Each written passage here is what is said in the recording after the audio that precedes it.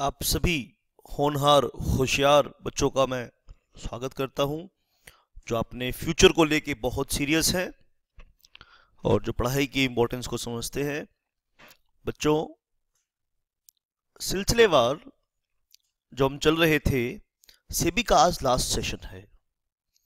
इसके बाद आप अपने नोट्स को एसेस करेंगे, रिवाइज करेंगे, और अगर कोई एक सेक्शन बच गया हो, मैंने पूरी कोशिश की है कि मैं सब कुछ कवर कर लूँ यहाँ तक जो भी इम्पोर्टेंट है एग्जामिनेशन पॉइंट ऑफ व्यू से। अगर कोई सेक्शन बच गया होगा तो उन्हें फिर हम क्वेश्चन आंसर में भी कवर कर सकते हैं। हमें क्वेश्चन आंसर भी करने हैं इसके ऊपर, हम वहाँ भी इन्हें कवर कर सकते हैं। तो प्यारे बच्चों, आज हम करेंगे appeal procedure to SAT, appeal against the order of SEBI, appeal against the order of adjudicating officer of SEBI. Adjudication के दौरान आपने देखा कि अपील हो सकती है। सेट के ऊपर सिक्योरिटीज अपीलेट ट्रिब्यूनल बनाया गया अपील करने के लिए, और यहाँ पे 1,00,000 का क्वेश्चन ये है, क्या सुप्रीम कोर्ट तक अपील जा सकती है? यस। सेक्शन 15Z हम पढ़ेंगे लास्ट में, जो आज का लास्ट सेशन होगा, उसमें हम पढ़ेंगे कि appeal to Supreme Court is also available. ठीक है, आइए तो सबसे पहले हम यहाँ अपील के प्रोविजंस पढ़ने वाले हैं। तो अपीलेबल ऑर्डर्स, तो हमने क्या करना है शुरू में? सबसे पहले आइए बेटा, हम करेंगे यहाँ appealable orders.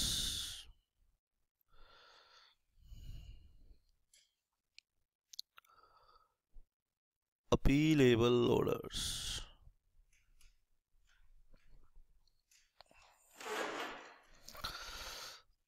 Appealable orders.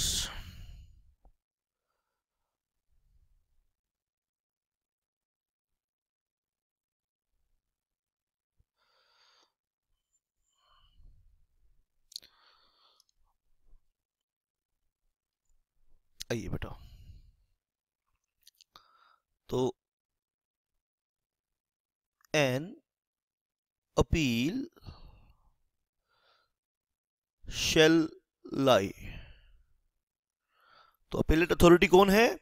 Shell lie before SAT, securities appellate tribunal set.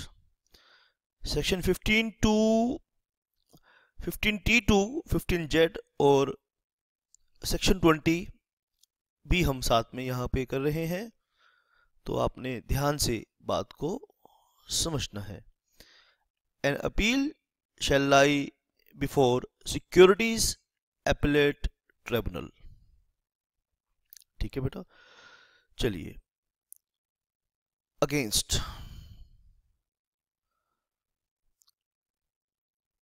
The orders of, किसके ऑर्डर के अगेंस्ट आप अपील कर सकते हैं?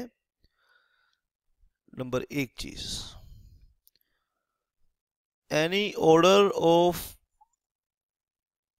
सेबी। नोट कर लीजिए ध्यान से। तो सबसे पहले आपको यह पता होना चाहिए कि किस किस के अगेंस्ट आप अपील कर सकते हैं। Made under this act, made under this act, rules and regulations,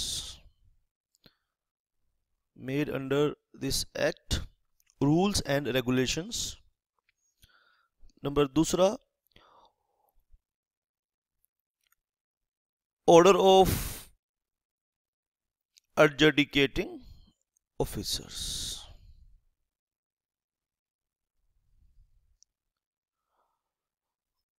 officers appointed under the act।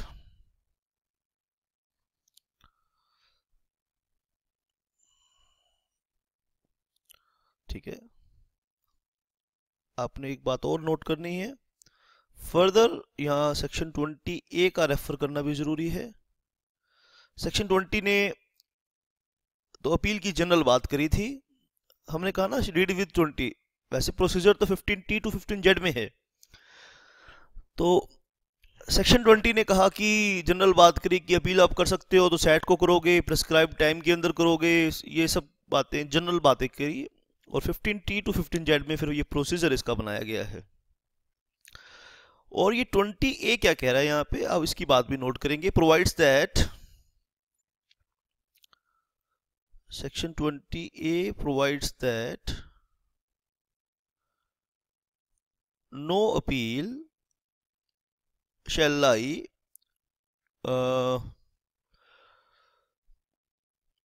नहीं, आप ऐसे लिखिए, नो ऑर्डर passed by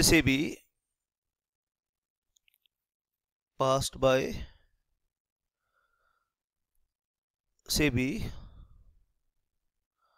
और adjudicating officer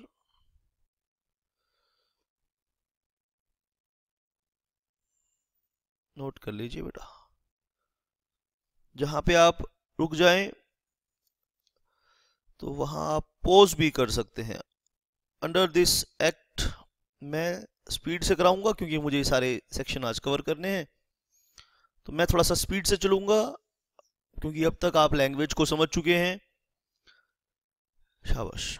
under this act rules and regulations, आप जहां पीछे छूट जाएं तो वहां आप, वैसे पीछे छूटने का मतलब नहीं है, इतनी तेज स्पीड नहीं चला रहा मैं। No order passed by SEBI or adjudicating officer under this act, rules or regulation shall appealable except as provided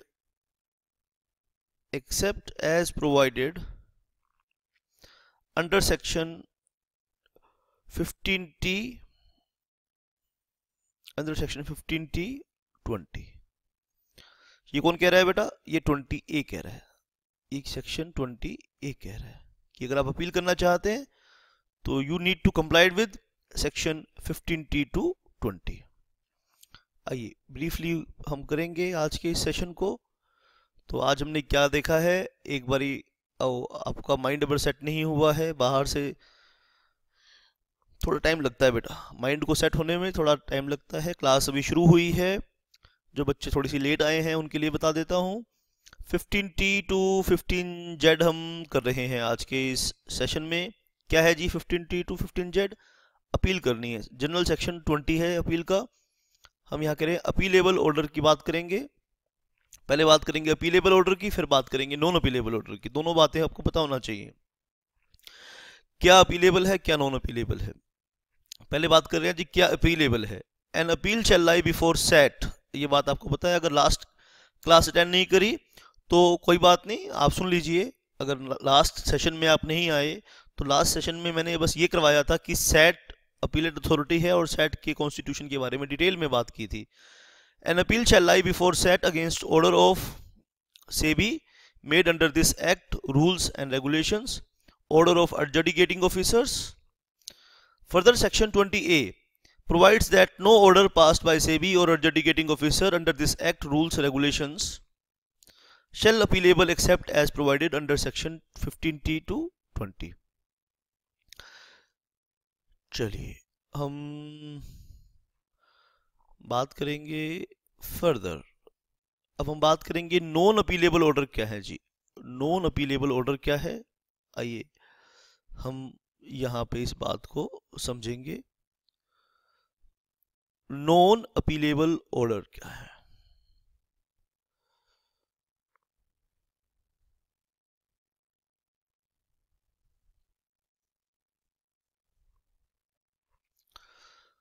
आप नोट करेंगे, an order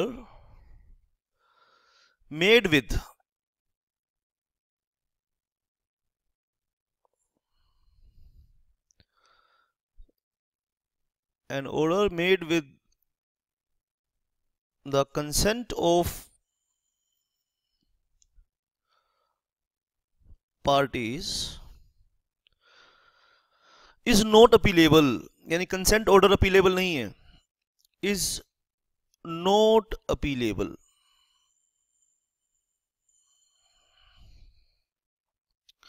Before set.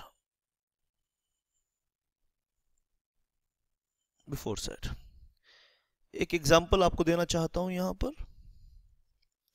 देखो, एक कंपनी थी और एक उसका इन्वेस्टर था,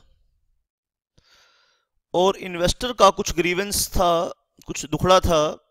इन्वेस्टर का कुछ ग्रीवेंस था जो कंपनी ने रिजोल्व नहीं किया। कंपनी की ड्यूटी थी वो इन्वेस्टर के उस ग्रीवेंस को रिजोल्व करती। अब मुद्दा सेबी के सामने आया, ठीक है। जब सेबी ने कार्रवाई शुरू करी, एडजुडिकेशन शुरू किया, तो कंपनी और इन्वेस्टर के बीच में एक समझौता हो गया। वो कहते हैं कि हम सेटलमेंट कर लेते हैं, आप, ठीक है, हमारी कंसेंट से एक ऑर्डर पास कर दीजिए। तो सेबी ने जो ऑर्डर पास किया,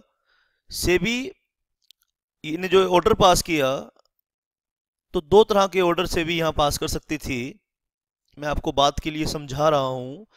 एट इट्स ओन डिस्क्रिशन, ये अपनी मर्जी से ऑर्डर पास करती। एट इट्स ओन डिस्क्रिशन, ये अपनी मर्जी से ऑर्डर पास करती। और दूसरा, इसने कंसेंट ऑर्डर पास किया है। कहता है जी कंसेंट ऑर्डर, पार्टी ने कंसेंट आपस में कर ली और ये एडजुडिकेटिंग ऑफिसर ने पार्टीज की कंसेंट पर ऑर्डर पास कर दिया। ठीक है, कोई बात नहीं, आप कंसेंट ऑर्डर पास करवा लीजिए। अब कंसेंट ऑर्डर पास होने के बाद, ये जो कंसेंट ऑर्डर के पास आप सेट के पास अपील नहीं कर सकते, तो इसी को कह रहे हैं हम नॉन अपीलेबल। इसी को बोल रहे हैं बेटा नॉन अपीलेबल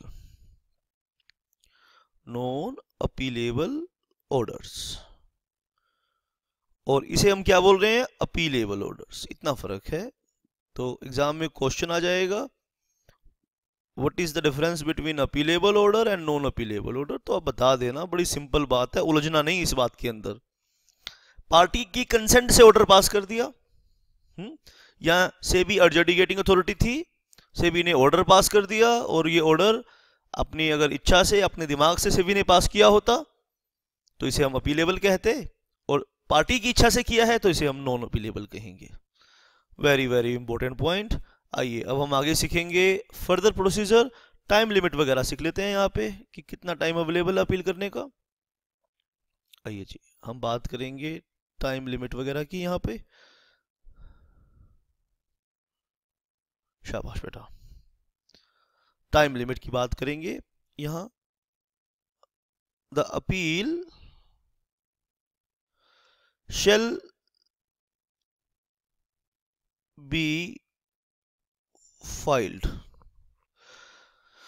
within 45 days। याद रखना बेटा, ये एग्जाम में जो पूछा जाने वाला पॉइंट है यहाँ पे ये है 45 डेज। हाँ, याद रखना है इसको बेटा, 45 डेज। अब जहां पे टाइम दिया हो, हाँ, तो हमेशा ये बात याद रखनी है कि टाइम शुरू कहां से होता है। 45 days of receipt of orders, receipt of order या ऑर्डर्स। ठीक है बच्चों, जब भी लॉ में आप टाइम लिमिट पढ़ो तो दो बातें याद रखनी होती है टाइम लिमिट की। टाइम लिमिट की दो बातें याद रखनी होती है, ध्यान से सुन लीजिए मेरी बात। जहां भी आप टाइम लिमिट पढ़ें कि 60 दिन, 45 दिन, 50 दिन, जो भी आप वटएवर 30 दिन टाइम लिमिट पढ़ें, तो दो बातें क्या याद रखनी होती है वहां पे। पहली बात ये याद रखनी होती है कि टाइम पीरियड है कितना, कितने टाइम पीरियड तक अवेलेबल है, राइट। उस टाइम पीरियड को लिमिटेशन पीरियड कहा जाता है लिमिटेशन एक्ट के अंदर। और वो टाइम कहां से शुरू होता है, ये चीज भी यहां याद रखनी होती है। तो जी टाइम की बात हम कर रहे थे। 45 डेज कहां से स्टार्ट होंगे, ऑर्डर से, of the receipt of order. अब अगर मान लो 45 दिन के अंदर फाइल 45 डेज के अंदर अपील फाइल नहीं कर पाए, क्या देरी की माफी मिलेगी? ठीक है बेटा, देरी की माफी अगर मिलेगी तो इसको बोलते हैं कंडोन। कंडोन मतलब माफ कर देना, CONDONE, कंडोन। ठीक है, तो सेट में लिख लीजिए आगे, यहां पे सेट में क्या वर्ड यूज किया? Condone, CONDONE, condone the delay, condone the delay.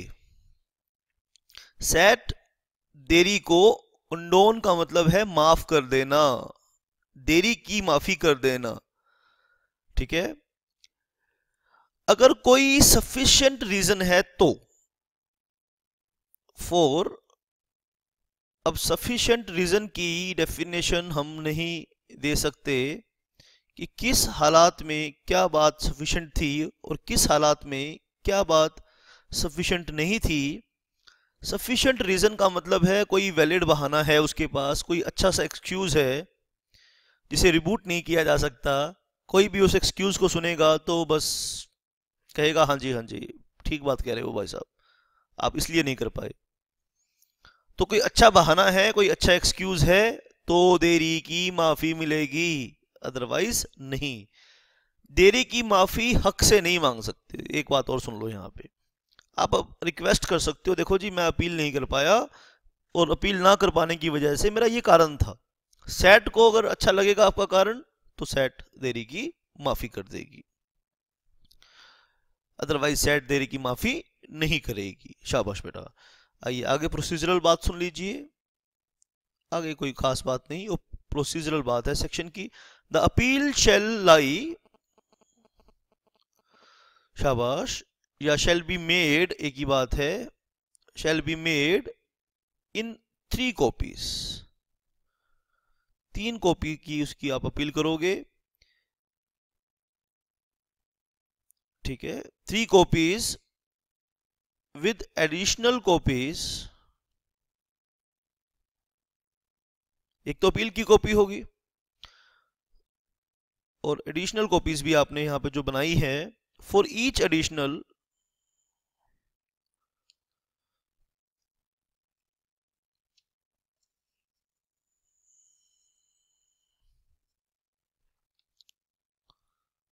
the appeal shall be made in 3 copies with additional copies for each additional respondent।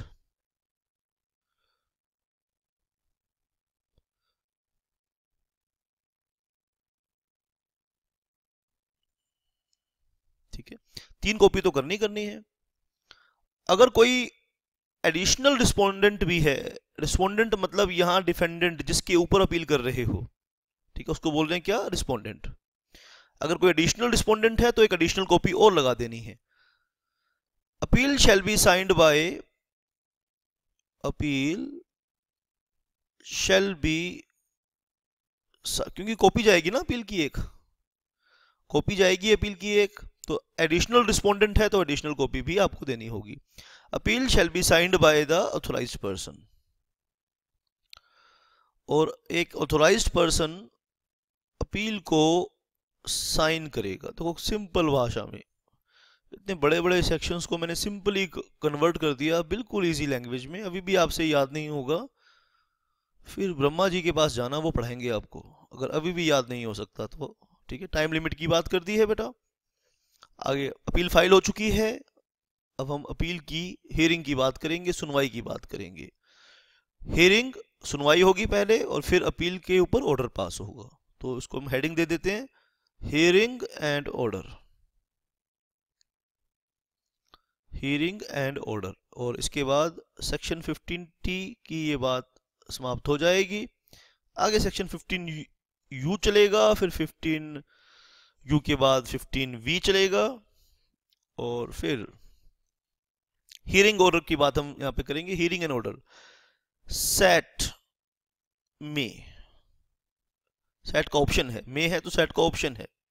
ठीक है, आफ्टर गिविंग, सेट में after giving reasonable opportunities, SAT may, after giving the parties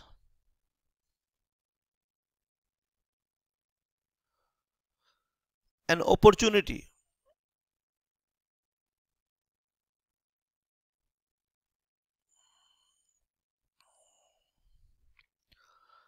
ठीक है of being heard, opportunity of being heard, pass such orders, ठीक है, as it thinks fit, party के सुनवाई के बाद सेट ऐसे ऑर्डर पास कर सकती है जो सेट को ठीक लगेगा, एज इट थिंक्स फिट। अब क्या कर सकती है सेट? जो उसको ठीक लगेगा, यानी कंफर्म कर सकती है सेबी के ऑर्डर को या एडजुडिकेटिंग ऑफिसर के ऑर्डर को कंफर्म कर सकती है सेट, थोड़ा सा मॉडिफाई कर सकती है, चेंज कर सकती है, मॉडिफाई मतलब चेंज कर सकती है, या फिर सेट असाइड भी कर सकती है, यानी कंप्लीट तरह से एक तरफ रख सकती है, सेट असाइड कर देगी और नया ऑर्डर पास एकदम से करेगी। तो ये सेट का ऑप्शन है, द ऑर्डर, ठीक है, अपील्ड अगेंस्ट।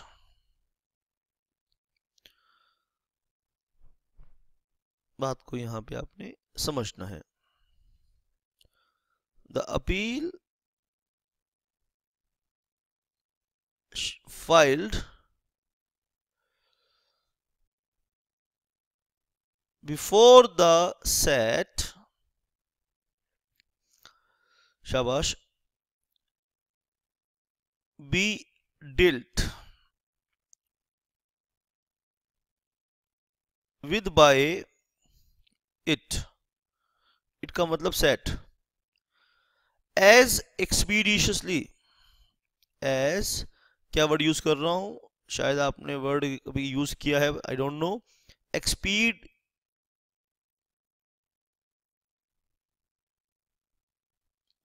एक्सपीडियसली। एक्सपीडियसली मतलब क्या है कि तत्परता से, एज एक्सपीडियसली एज पॉसिबल, कि जितनी तत्परता से आप इसे कर सकते हैं सेट, उतनी तत्परता से, उतनी एक्सपीडिएशन से अपील को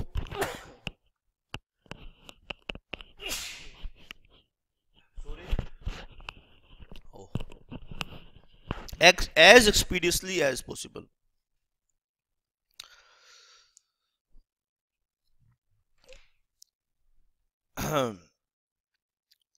शाबाश बेटा, ध्यान से आपने बात नोट करनी है। क्या बात हियरिंग के बाद क्या बात करी, एक बार ये पढ़ो इसको, शाबाश, एक बार इसे आप पढ़ लीजिए, शाबाश बेटा, इसे एक बारी आप पढ़ लीजिए। क्या कह रहा है? सेट में after giving the parties an opportunity of being heard, opportunity of being heard देना बहुत जरूरी है, अपॉर्चुनिटी ऑफ बीइंग हर्ड देगी सेट, और अपॉर्चुनिटी ऑफ बीइंग हर्ड देने के बाद opportunity of being heard SAT देगी, pass such order as it thinks fit, confirm भी कर सकती है, मॉडिफाई भी कर सकती है, सेट असाइड भी कर सकती है।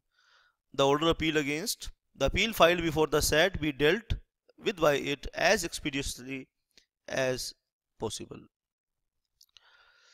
चलिए बेटा, हम बात को आगे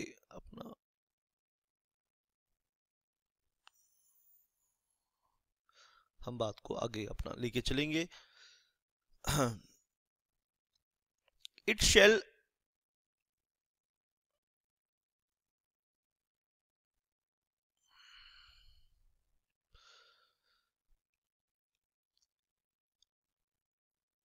शाबाश, एक वर्ड यूज करेंगे, शाबाश, underwear. It shall endeavor to dispose of, endeavour का मतलब प्रयास करके, मेहनत करके कोई काम करना। To dispose of the appeal, endeavour to dispose of the appeal. Endeavour का मतलब है कि कोई चीज कोशिश करके खत्म कर देना, ठीक है। Endeavour to dispose of the appeal within 6 months। देखो बेटा, मैक्सिमम टाइम लिमिट बता दी कि एज एक्सपीडियसली, आज आपने तो इसे एज एक्सपीडियसली आज तो करना ही करना है अपील को। जैसे ही अपील आपके पास आती है तो तुरंत उस पर कार्रवाई करना शुरू कर दो, लेकिन मेहनत करके आपको इसको विद इन 6 months तो निपटाना ही है। Within 6 months from the date of, तो मैंने कहा ना कि जहां टाइम लिमिट होगी वहां से स्टार्ट करना है। From the date of receipt of appeal, from the date of, लिख लो, रिसीट ऑफ अपील।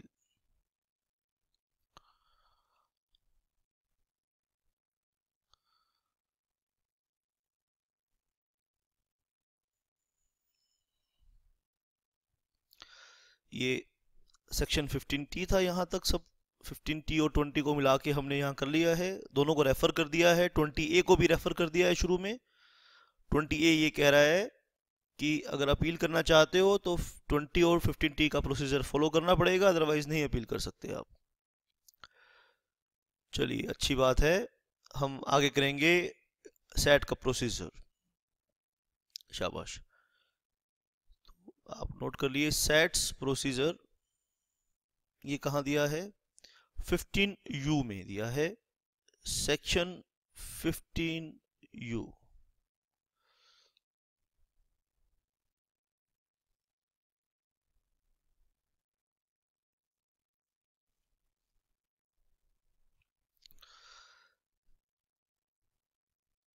चलिए जी, सेट शैल बी बाउंड।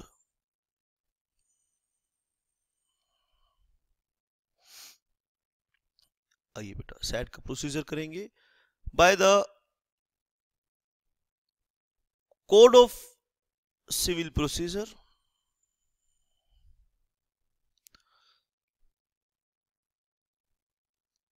(1908).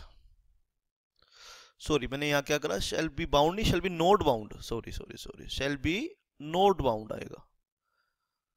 मैं भी कहूं, मैंने क्या कहा, SAT shall not be, SAT shall not be bound, not be bound करो, ठीक है, ये नोट बी बाउंड आएगा। SAT shall not be bound by the code of civil procedure 1908। अब कोड ऑफ सिविल प्रोसीजर 1908 क्या है? प्रोसीजर होता है, कोर्ट का प्रोसीजर। यानी सिविल कोर्ट के पास कोई अपील होती है तो civil court code of civil procedure में एक प्रोसीजर है, उसे फॉलो करता है। अब सवाल ये है, सेट के पास जो अपील होगी, क्या सेट को उसे सीपीसी 1908 को फॉलो करना पड़ेगा? नहीं करना पड़ेगा, बाउंड नहीं है, करना चाहे कर सकती है पर बाउंड नहीं है, not bound. SAT shall not be bound by the code of civil procedure 1908 but shall be guided. तो सेट का प्रोसीजर क्या होगा? Shall be guided by the principles of natural justice। SAT के लिए कोई प्रोसीजर नहीं रखा है इन्होंने सीपीसी का। सेट क्या फॉलो करेगा? Natural justice, subject to natural justice अपने ऑर्डर पास करेगा, सीपीसी इसके ऊपर एप्लीकेबल नहीं होगा। Subject to the order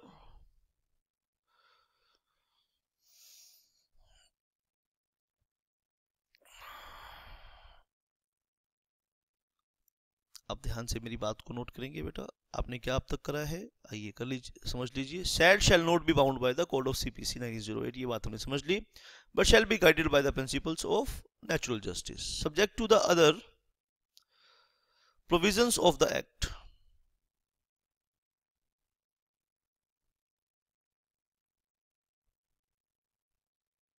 other provisions of the act, rules, etc.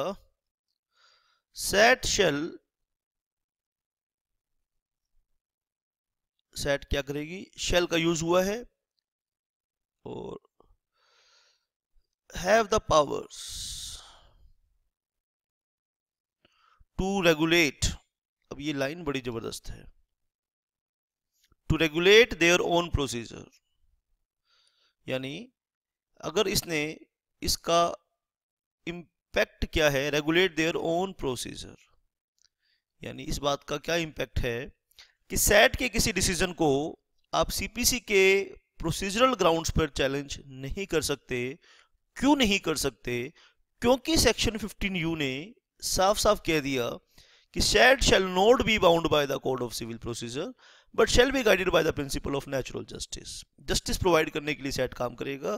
Procedural CPC के प्रोसीजर क्यों फॉलो नहीं करेगी, सैट क्यों फॉलो नहीं करेगी? कहते हैं कि क्योंकि सैट अपना प्रोसीजर खुद रेगुलेट करेगी। SAT shall have the powers to regulate their own procedure, ठीक है। SAT shall have the powers to regulate their own procedure. SAT का अपने प्रोसीजर को रेगुलेट करने की पावर है, अपने प्रोसीजर को रेगुलेट कर सकती है। इंक्लूडिंग, फुल स्टॉप नहीं है यहाँ पे, ये बिना फुल स्टॉप के आपने करनी है बात। Including the place at which they will, including the place at which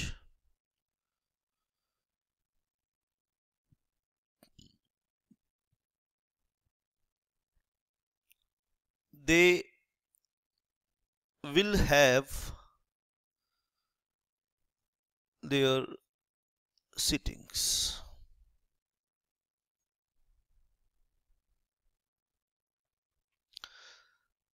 ठीक है, और कहाँ सुनवाई करनी है इसके ऊपर सैट का प्रोसीजर, सैट का डिसीजन होगा कि किस जगह पर सुनवाई करनी है। ठीक है बेटा। अब सैट सीपीसी का प्रोसीजर तो फॉलो नहीं करेगी, लेकिन सेक्शन 15U कहता है बेटा कि सैट के पास सारे सिविल कोड की पावर होगी बेटा। ठीक है, आगे आप नोट करेंगे, इसी सेक्शन का पार्ट है। सैट कैन एक्सरसाइज, प्रोसीजर नहीं देखो फॉलो करेगी, लेकिन सीपीसी का सिविल कोड के पास जो सीपीसी 1908 में पावर्स होती है वो सैट के पास सारी होंगी। SAT can exercise the powers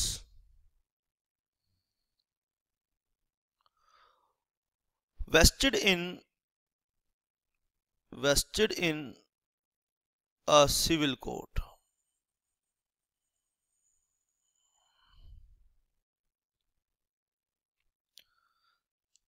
vested in a civil court under the code of civil procedure।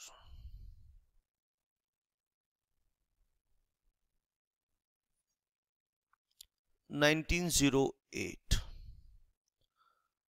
ठीक है बेटा। इन रिस्पेक्ट ऑफ, किस संदर्भ में बात कर रहे हैं, क्या क्या पावर है? क्योंकि सीपीसी का प्रोसीजर नहीं होगा, सैट सीपीसी का प्रोसीजर फॉलो नहीं करेगी। अब सवाल उठता है कि सीपीसी में ऐसा क्या लिखा है कि पार्टी को कैसे सम्मन करना है, नोटिस कैसे करना है, ठीक है, डिस्कवरी ऑफ डॉक्यूमेंट्स कैसे करनी है, प्रोडक्शन ऑफ डॉक्यूमेंट्स कैसे करनी है, एविडेंस कैसे रिसीव करने हैं, ठीक है, कमीशंस कैसे इशू करने हैं, examination of witness on oath कैसे लेने हैं, ठीक है, डिसीजन, रिव्यू ऑफ डिसीजन कैसे करना है, डिसमिस कोई एप्लीकेशन है तो उसे डिसमिस कैसे करना, ये सब बातें लिखी हुई हैं सीपीसी के प्रोसीजर्स में। तो सैट उन प्रोसीजर से बाउंड नहीं करता, उन सब बातों से बाउंड नहीं करता, लेकिन सैट के पास पहले बात बोली, ऊपर बोली 15U ने कि सैट अपने प्रोसीजर को खुद रेगुलेट करेगा। इस बात का सिंपल लैंग्वेज में क्या मतलब है कि सेट अपना प्रोसीजर खुद बनाएगा। और आगे हम कह रहे हैं 15U में कि जब सेट अपना प्रोसीजर खुद बनाएगा तो सेट के पास सिविल कोड की सारी पावर वेस्टेड होंगी, निहित होंगी। हिंदी में बोलते हैं निहित होना, वेस्टेड होना। अब ये कुछ बातें क्या क्या हो सकते हैं, और स्पीड से इन्हें लिख लेते हैं, ये क्या क्या पावर्स हो सकती हैं। ठीक है, ये लैंग्वेज बहुत जगह काम आएगी। डिफरेंट एक्ट्स आप पढ़ोगे तो वहां पे अपेलेंट अथॉरिटी के पास सिविल कोर्ट की सारी पावर होंगी। तो एक बार ही याद कर लो लाइफ में। तो आगे डिफरेंट एक्ट्स पढ़ने हैं आपको, पता नहीं बहुत कई आपको एक्ट पढ़ने पड़ेंगे। आप आगे एंट्रेंस एग्जाम्स दोगे या आगे कोई आप सीए करोगे, सीएस करोगे। सीएस वाले बच्चों को तो बहुत ज़्यादा लॉज पढ़ने पड़ते हैं। और आप एलएलबी करोगे, आगे जाके कोई भी लॉ पढ़ोगे वहाँ अपेलेट अथॉरिटी होगी, स्पेसिफिक अपेलेट अथॉरिटी होगी। तो मोस्ट ऑफ द केसेस में ये लिखा होगा कि इस अपेलेट अथॉरिटी के पास कोड ऑफ सिविल प्रोसीजर की सारी पावर्स हैं। तो एक बारी आप ये 7-8 पॉइंट मैं बताऊंगा यहाँ पर, वो उनको याद कर लो, एक बारी अच्छे से याद कर लो, ताकि कहीं आगे बात आए तो आप उस बात से आगे बढ़ पाएं, उस बात पे रुक ना जाएं। और मैं भी आगे क्लास में अगर ये सीपीसी की पावर्स का कोड ऑफ सिविल कोड की पावर्स के जिक्र आएगा तो मैं डिटेल में नहीं कराऊंगा, तो उसको मैं आगे बाईपास करके आगे बढ़ जाऊंगा। ठीक है, तो क्योंकि एक बारी मैं आपको बता रहा हूं कि कोई भी एपेलेट अथॉरिटी है और उसके पास सिविल कोड की पावर है, तो ये 7-8 पावर की हम बात करेंगे, ये पावर्स होती हैं। तो पहली पावर है समनिंग की। ठीक है, समन यानी नोटिस, लीगल नोटिस भेज सकता है set. Summoning and enforcing attendance, and enforcing attendance. अगर सेट को लगता है कि किसी पर्सन की अपील के दौरान अटेंडेंस की रिक्वायरमेंट है कोर्ट में, तो उसके सम्मन भेज सकता है कि भाई आओ। और सम्मन का सीपीसी आपने अगर पढ़ रखा है तो सम्मन सर्व कैसे होते हैं वो आपको पता होना चाहिए। चलो हम मानते हैं कि आपको यहाँ जरूरत नहीं है उन सब बातों की डिस्कशन की। तो समनिंग मतलब क्या, नोटिस भेज सकते हैं और इन्फोर्स अटेंडेंस ऑफ, ठीक है, एनी पर्सन। थोड़ा स्पीड से करेंगे भाई, ये 7-8 पावर है ताकि हम आज के इस सारे प्रोविजंस को कंक्लूड कर पाए। ठीक है, एंड एग्जामिनिंग पर्सन, एंड क्यों बुलाएगा, एंड एग्जामिन, उनको एग्जामिनिंग करेगा यानी उनसे क्वेश्चन पूछेगा। और जब एग्जामिन करेगा ओथ करके, ऑन द ओथ, ओथ मतलब शपथ, OATH, OATH, उन्हें ओथ से एग्जामिन करेगा यानी कसम खिला के उनके किसी धार्मिक ग्रंथ को सामने रख दिया जाएगा। हिंदू है तो गीता को रख दिया जाएगा, सिख है तो गुरबाणी को रख दिया जाएगा उसके सामने, और बोलेंगे कि इस पे हाथ रख और कसम खा कि जो तू कहेगा सच कहेगा, सच के सिवाय कुछ नहीं कहेगा। तो ऐसे उससे फिर क्वेश्चन करेंगे, वो जो बोलेगा उसे नोट करेंगे और उसे एज एविडेंस यूज करेंगे। तो समनिंग कर सकती है। रिक्वायरिंग, और क्या कर सकती है जी, discovery, requiring discovery and production of documents, and production of documents. ये सेट की एक पावर है। ये सब पावर सिविल कोर्ट्स की होती हैं, तो ये इन पावर्स को सेट भी यूज कर सकता है। Receiving evidence on affidavits, affidavit से अब कुछ बातें मैं यहाँ पे, मैं हर वर्ड को यहाँ समझाने बैठ जाऊंगा तो बेटा बहुत टाइम लग जाएगा, तो इसीलिए कुछ बातें मैं आप पर छोड़ता हूँ। जम्पशन लेता हूँ कि एफिडेविट्स वगैरह के बारे में तो आपको पता होगा, अब तक नहीं पता है तो आप मुझसे पूछ सकते हैं। एफिडेविट पर, ठीक है, एविडेंस रिसीव कर सकता है। इशूइंग कमीशंस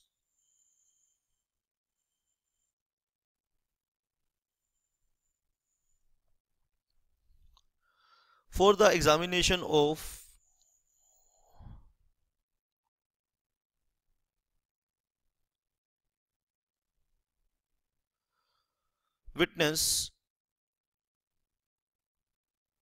witnesses और डॉक्यूमेंट्स। यानी ऑफिसर और ऑफिसर्स को ऑथराइज कर सकता है कि वो इंक्वायरी करें कि जो ये लोग हैं, जो विटनेस हैं, ये झूठ तो नहीं बोल रहे, या जो डॉक्यूमेंट्स हैं ये फेक तो नहीं है, ऐसी कमीशन भी इशू कर सकता है।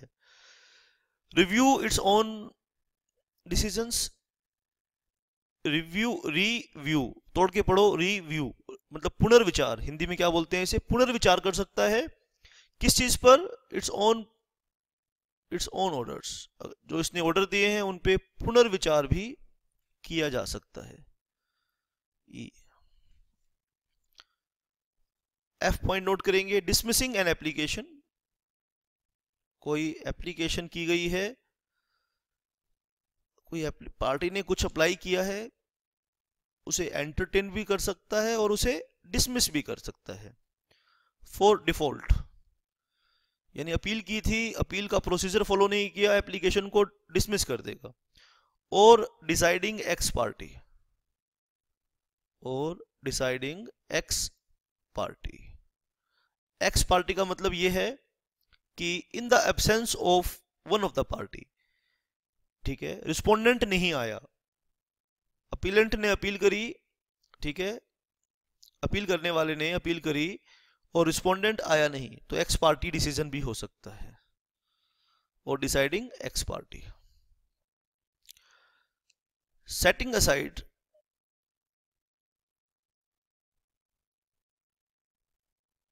Any order of dismissal,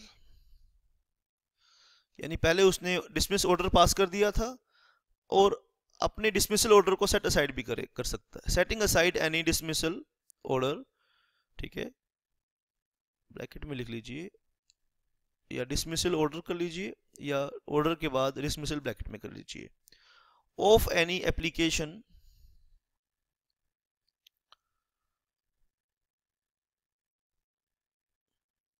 for default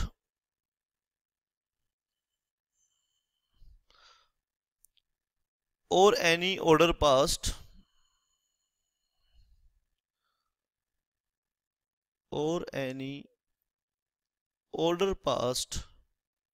शाबाश, ध्यान से आप नोट कर लेंगे। Setting aside any order dismissal of any application for default और any order passed ex parte, यानी जो एक्स पार्टी ऑर्डर पास किया था, पार्टी अगर रिव्यू के लिए उसे रिक्वेस्ट करेगी तो वो सेट असाइड भी कर सकता है। और लास्ट पॉइंट करेंगे, एनी अदर मैटर में B prescribed, any other matter may be prescribed, may be prescribed।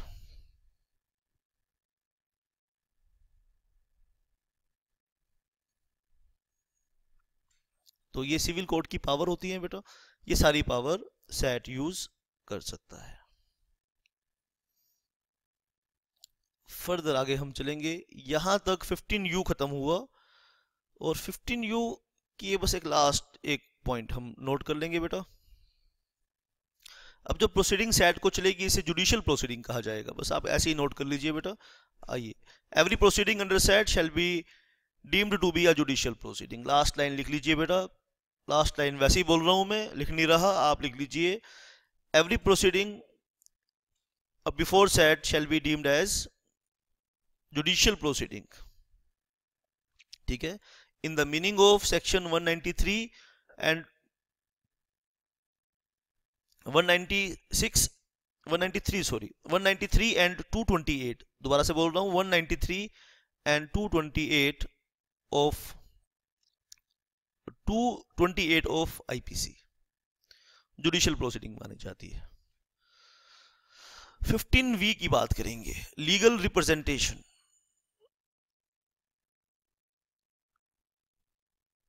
Legal, ये आपके काम की बात आ गई है बेटा।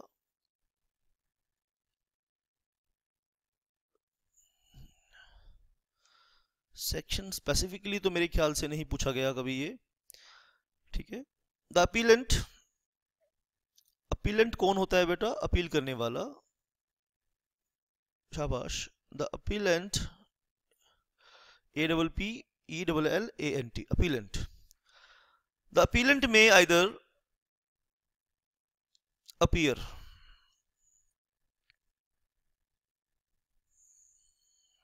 इन पर्सन वो अपीयर हो सकता है, और ऑथोराइज एनी वन और मोर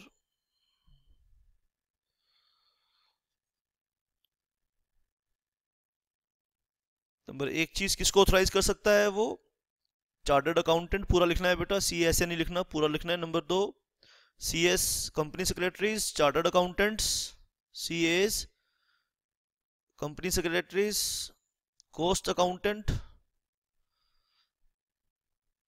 पूरा आपने लिखना है बेटा, कॉस्ट अकाउंटेंट। नंबर चौथा, लीगल प्रैक्टिशनर, आप पूरा लिखिए, ऐसे नहीं लिखना, एलपी नहीं लिखना, लीगल प्रैक्टिशनर।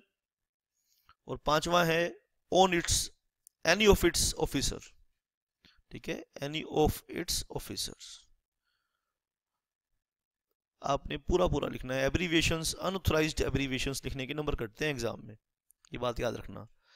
तो किसके थ्रू अपीयर हो सकता है, खुद भी अपीयर हो सकता है, यानी अपना कोई ऑफिसर, अगर कंपनी है तो कोई ऑफिसर अपॉइंट करेगी ऑब्वियसली बेटा, चार्टर्ड अकाउंटेंट, कंपनी सेक्रेटरीज या कॉस्ट अकाउंटेंट या लीगल प्रैक्टिशनर्स के थ्रू वो अपीयर हो सकता है। ये है सेक्शन 15V। और 15W की बात हम यहां करेंगे। नेक्स्ट सेक्शन है सेक्शन 15W।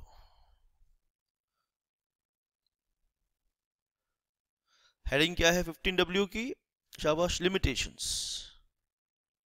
क्या पाबंदियां हैं, इंपॉर्टेंट मार्क कर लेंगे। लिमिटेशंस का मतलब क्या है, क्या लिमिटेशन एक्ट एप्लीकेबल होगा, लिखिए, the provisions of limitation act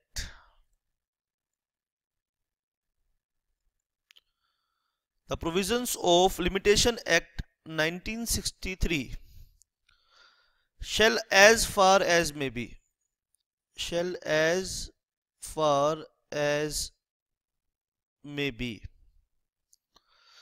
apply to appeal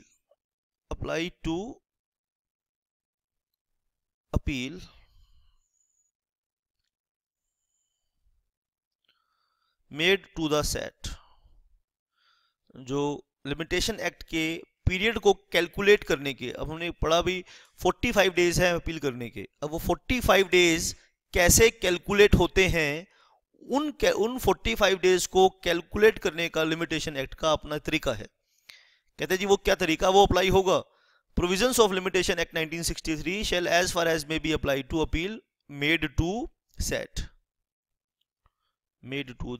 SAT, आइए दोबारा से पढ़िए। The provisions of limitation act 1963 shall as far as may be applied to appeal made to the SAT। 15W का ये section है, 15W इस सेक्शन का नाम है। इंपॉर्टेंट मार्क कर लीजिए, 2-3 नंबर तो एग्जाम में दिला सकता है, शाबाश। इंटरव्यू के टाइम पर पूछा जाता है ये सेक्शन, पहले बता रहा हूं बेटा आपको। 15X लिख लीजिए, छोटा सा सेक्शन है एक लाइन का। द प्रिजाइडिंग ऑफिसर, वैसे ही बोल रहा हूं, लिख लीजिए, शाबाश। द प्रिजाइडिंग ऑफिसर, मेरे पेन की बैटरी एक्चुअली खत्म हो गई है, इसलिए आज ढंग से लिख नहीं पा रहा हूं, आपने नोट भी किया होगा, पेन की बैटरी खत्म हो गई है, तो इसीलिए अब मैं उसे रिप्लेस करूंगा तो डिस्टर्बेंस होगी, तो इसीलिए कोई बात नहीं, क्लास को हम कंटिन्यू रखते हैं। आप नोट कर लीजिए, presiding officer, member or other officers, presiding officers, member or other officers and employees of SAT shall be deemed to be the public servants, ये कौन सा सेक्शन था, 15X, सेक्शन 15X था ये। अब एक चीज और, 15Y यहां पे लिख लीजिए बेटा, एक लाइन लिख लीजिए। कहते हैं जी सैट के ऑफिसर्स, एम्प्लॉइज पब्लिक सर्वेंट माने जाएंगे, ये बात आपने लिख ली। 15Y लिख लीजिए, क्या सिविल कोर्ट का जुरिस्डिक्शन है, 15Y क्या है, jurisdiction of civil courts। बहुत इंपॉर्टेंट बात है 15y। क्या सिविल कोर्ट्स का जुरिस्डिक्शन है यहां पर? भाई अगर होता तो सेट को क्यों बनाते? सोचने की बात है। No civil court shall have jurisdiction, लिख लो। To entertain any suit, no civil court shall have jurisdiction to enter any suit और appeal in respect of any matters with the adjudicating officer set। ठीक है, शाबाश। is any suit or proceeding in respect of, ये लिखवा देता हूं, आप गलती ना कर दें इस लैंग्वेज में, आप लिखिए बेटा, कोई बात नहीं, ये थोड़ा सा टेढ़ा मेढ़ा सही लिखा जाएगा, तो जो लिखा जाएगा देखिए। No civil court, no civil court shall have jurisdiction to entertain any suit, or no civil court shall have jurisdiction to entertain any suit or proceeding in respect of any matter which the adjudicating officer sat is empowered। ठीक है, यानी जो जिस मुद्दे पर adjudicating को officer को power है, सेट को पावर है, सिविल कोर्ट का उसके ऊपर कोई जुरिस्डिक्शन नहीं है। ठीक है, लिख लिया आपने, यानी जहां एडजुडिकेटिंग ऑफिसर की पावर है। सिविल कोर्ट, आगे लिखिए, no injunction shall be granted, no injunction, injunction का मतलब है स्टे ऑर्डर, कहते हैं जी no injunction shall be granted by the civil court और other authority of any action taken or to be taken in pursuance of any power conferred under this act, मैं repeat कर देता हूं जिस बच्चे ने नहीं लिखा। कहते हैं जी no civil court shall have jurisdiction to entertain any suit और प्रोसीडिंग, ठीक है, in respect of any matter which the adjudicating officer से be SAT is empowered empowered by the act और द रूल। आगे लेते हैं, no injunction shall be granted by any court other authority in respect of any action taken और to be taken in pursuance of any power conferred bye और under the act. दो बातें इसमें लिखी कि सिविल कोर्ट का jurisdiction नहीं है, जहां पर एडजुडिकेटिंग ऑफिसर या सेट को पावर एम्पावर किया गया है, वहां सिविल कोर्ट की पावर नहीं चलेगी, और दूसरा कि सिविल कोर्ट कोई इंजंक्शन ऑर्डर पास नहीं कर सकता है।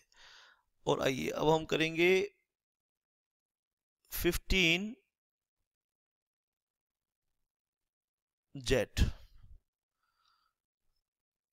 सेक्शन 15Z, ये बहुत इंपॉर्टेंट सेक्शन है।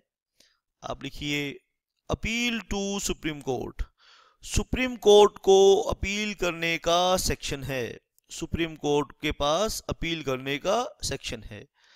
लिखो, any person aggrieved by the order of set, पहला हिरार्की क्या बनाई हमने, पहले एडजुडिकेटिंग ऑफिसर, फिर सेट, और फिर पहली अपील सेट को जा रही है। एनी पर्सन लिख लीजिए, एग्रीव्ड बाय एनी डिसीजन और order of SAT, any person aggrieved by any decision और order of SAT may prefer an appeal, simple language में, बहुत सिंपल लैंग्वेज में, मे फाइल एन अपील कर लो, may file an appeal to the supreme court. ठीक है, और limitation period क्या है 15Z के लिए? लिमिटेशन पीरियड क्या है बेटा? 60 days। क्या है? आज पेन बेटा साथ छोड़ गया, पेन से लिखा नहीं जा रहा, आज टेक्निकल कुछ फॉल्ट है, तो बैटरी वगैरह खत्म हो जाती है, तो ऐसे ही करता है ये। 60 days, I repeat, any person aggrieved by the order of SAT may file an appeal to the Supreme Court within 60 days from the date of the communication of, लिख लीजिए कहां से, मैंने कहा ना जहां टाइम होगा वहां वो टाइम स्टार्ट कहां से होता है ये आपने देखना है। From the date of communication of the order, from the date of communication of the order, ठीक है। तो 60 दिन के अंदर आप अपील करोगे, ठीक है। लिख लो आगे, ऑन सफिशिएंट कॉज शोन, अगर सफिशिएंट कॉज कोर्ट के सामने शो किया गया है, सुप्रीम कोर्ट में extend the period of 60 days for a further period not exceeding 60 days। अगर 60 दिन के अंदर नहीं कर पाए तो सुप्रीम कोर्ट कहता है कि may extend the period of 60 days, ठीक है, बट मैक्सिमम कितना, but further period not exceeding 60 days। Supreme court में extend the period and can condone the delay but not exceeding for 60 days। Supreme court 60 दिन के अंदर appeal नहीं कर पाए तो मैक्सिमम सुप्रीम कोर्ट 60 दिन और अलाउ कर सकता है अपील करने के लिए। तो ये है सेक्शन 15Z, और आज के लिए इतना ही काफ़ी है। अब सेबी चैप्टर को मैं एग्जामिनेशन पॉइंट ऑफ व्यू से कंक्लूड करता हूँ। मैक्सिमम बहुत डिटेल में बेटा पढ़ा दिया आपको ये चैप्टर, एक एक इसकी प्रोविजन को डिस्कस कर लिया। अब कुछ बातें हम क्वेश्चंस, इस पे क्वेश्चंस आंसर एनालिसिस करेंगे, और क्वेश्चन आंसर का जब सेशन होगा तो आप खुद को टेस्ट करेंगे। अगर आप सैटेलाइट क्लास में बैठे हैं तो आप खुद को एनालिसिस करेंगे कि आपकी knowledge up to the mark है या नहीं, या आपके कोई डाउट्स हैं, कुछ कंसेप्ट कमज़ोर रह गया है जो मैं नहीं कर पाया अच्छे से आपके साथ, तो उसके आप दोबारा रेज कर सकते हैं। हमेशा आप डाउट्स पूछ सकते हैं, डाउट्स आर ऑलवेज वेलकम, ठीक है। तो मैंने पूरी कोशिश की है बेटा, पूरी ईमानदारी से परफेक्ट तरीके से आपको ये चीज़ कराई जाए। फिर भी कुछ कमी हो सकता है, रह जाए, ठीक है, because nobody is perfect in this universe, ठीक है। मैं ये नहीं कह रहा कि सुपर इससे बढ़िया नहीं इस टॉपिक को पढ़ाया जा सकता, लेकिन बहुत मेहनत से मैंने आपको एक एक वर्ड इसका समझाने की कोशिश की है। तो अगर कोई स्कोप रह गया है डाउट का तो आप हमेशा पूछ सकते हैं, हमेशा आपके पास व्हाट्सएप की सपोर्ट है। मैक्सिमम 4 घंटे के अंदर मैं रिवर्ट बैक कर देता हूँ, 4 आवर्स के अंदर आपके आंसर का जवाब मिल जाएगा, ठीक है। क्योंकि बिजी होता हूँ बेटा, अभी जैसे क्लास आपको पढ़ा रहा हूँ तो व्हाट्सएप पे जो कुछ मैसेजेस आए हैं अभी, तो क्लास खत्म होने के बाद उन सब मैसेजेस को देखा जाएगा और उनके जवाब भेजे जाएंगे। कुछ के जवाब फ़ोन पर पॉसिबल नहीं होते, तो उनके पास अगर मैं फिज़िकल पॉसिबल है तो फिज़िकल इंटरेक्शन भी करता हूँ उन लोगों के साथ, लेकिन हर जगह फिज़िकल जा पाना मुश्किल होता है बेटा। फ़ोन आप लोग फ़ोन नंबर दे रखे हैं, ठीक है। अगर आपका कोई मैं मैसेज से डाउट दूर करता हूँ और आपको नहीं समझ में आ रहा तो आप मुझे कह सकते हैं सर प्लीज़ कॉल मी, तो मैं खुद कॉल करूँगा, प्लीज़ आप मुझे कॉल ना करें, क्योंकि इससे बेटा मुझे डिस्टर्बेंस होती है। मैं जब भी कन्वीनियंट फील करूँगा, फ्री फील करूँगा, तो मैं खुद फ़ोन कर लूँगा, ठीक है। इससे आपके पैसे भी बचेंगे फ़ोन करने के, हाँ, ठीक है। तो I wish you all the luck, God bless you, stay blessed, take full rest, ठीक है।